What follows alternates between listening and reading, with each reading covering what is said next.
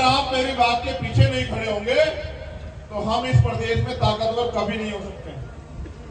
जब आप मेरी बात के पीछे खड़े होंगे, मेरे बताए गए रास्ते पे चलोगे, तो मैं गारंटी से कहता हूं, आज आप मुझसे लिखवा के रख लो कि अगले 6 महीने बाद आप इस प्रदेश में जब विधानसभा का चुनाव खत्म होगा, इतने ताकतवर हो जाओगे कि आपकी बांधी बंधेगी और खोली खुलेगी। इस बात को मेरी याद रखना होगा।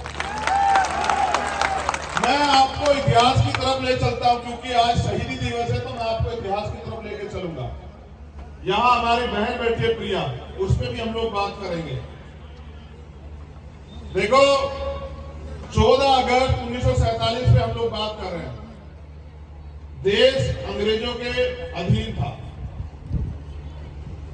अंग्रेजों के संविधान से हम लोग, अंग्रेजों की न्यायपालिका प्रक्रिया से हम लोग, अंग्रेजों की शिक्षा प्रक्रिया से हम लोग जो है प्रभावित थे।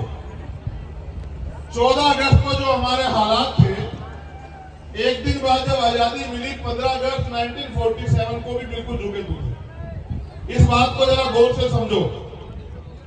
जो गरीब था 14 तारीख को, वो 15 तारीख को भी गरीब था।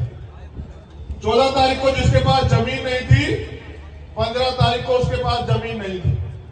14 तारीख को जिनके पास उद्योग नहीं था, 15 तारीख को उनके पास उद्योग नहीं था।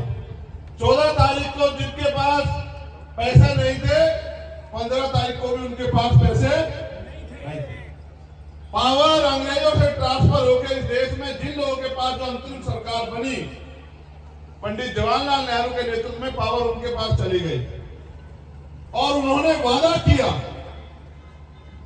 कि हम भारतीय संविधान जो बाबा साहब अम्बेडकर के नेतृत्व में बना, उसमें जो उसके जो उद्देश्य हैं, उनको हम इस अंतरिम सरकार के जरिए लागू करेंगे, क्योंकि एक दिन में परिवर्तन नहीं होगा।